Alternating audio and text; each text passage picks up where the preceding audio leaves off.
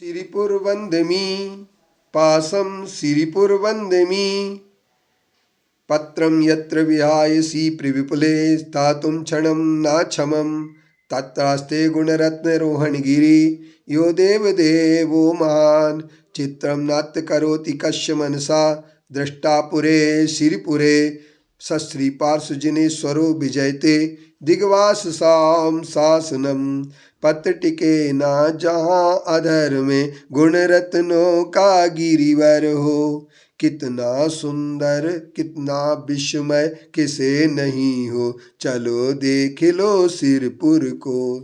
देवों के भी देव पार्श्वजन अंतरिक्ष में शांत रहे, युगों युगों तक दिगंबरों का जिन शासन जयवंत रहे।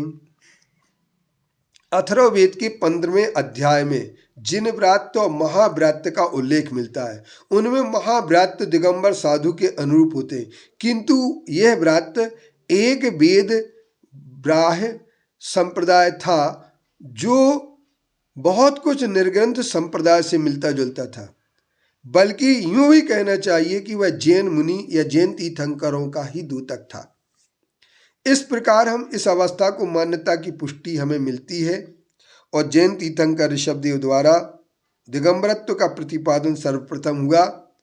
जब उसका प्राबल्य बढ़ गया, लोगों को समझ में पड़ गया, तो परमोच्च पद पाने के लिए दिगंबरत्व आवश्यक है, उन्होंने अपने शास्त्रों में भी स्थान दिया। यही कारण है कि वेद में भी इसका उल्लेख सामान्य रूप से मिल जाता है।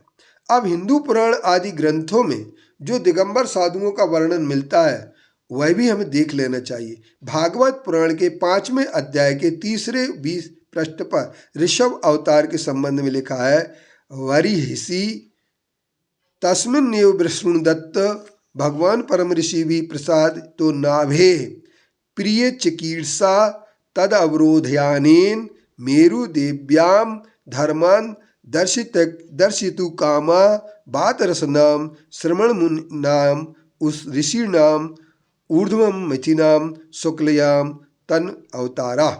हे राजन परीक्षित, यह वह यज्ञ में परम ऋषियों की प्रसन्नता से नाभि के प्रिय करने की इच्छा से अंतापुर में मरु देवी में धर्म दिखलाने की कामना करके दिगंबर रहने वाले तपस्वी ज्ञानी नैष्टिक ब्रह्मचारी ऊर्ध्वरेता ऋषियों का उपदेश देने को शुक्ल वर्ण की देह धारण कर ऋषभदेव नाम के विष्णु का अवतार लिया। लिंग पुराण में इसी प्रकार से नग्न साधु का उल्लेख है। सर्वात्मनात्मनि स्थाप्य परमात्मा नमीश्वरम नग्न जाटो निराहारो चीरी ध्वांत गतो हिसा। इसी तरीके से वामन पुराण में भी, स्कंद पुराण में प्रभास खंड में लिखा है, शिव को दिगंबर बताए, वामनोपि ततश्चक्रे तत्र तीर्थावगाहिनम यादृगुपासवो दृष्टा सूर्यबिंबे दिगंबरा। ये अध्याय 16 पृष्ठ 221 और 94 नंबर के श्लोक में। इसी तरीके से एकाकी निष्प्रहा शांता पाणिपात्रो दिगंबरा कदा संभो भविष्यामि कर्म निर्मूल क्षमा। हे शंभो, मैं अकेला इच्छा रहित शांत प्राणिपात्र और दिगंबर होकर कर्म का नाश कब कर सकूंगा। यह बात भर्तृहरि जी ने अपने वैराग्य शतक के 87वें श्लोक में लिखी। इसी तरीके आसी मही वयम भिक्षा मासा वासो वस्वमी हिम सई मही पृष्ठे कुर्वमहि किमीश्वरहि। अब हम भिक्षा ही करके भोजन करेंगे, दिशा ही के वस्त्र धारण करेंगे, अर्थात नग्न रहेंगे, भूमि पर ही शयन करेंगे, फिर भला धनवानों से हमें क्या मतलब।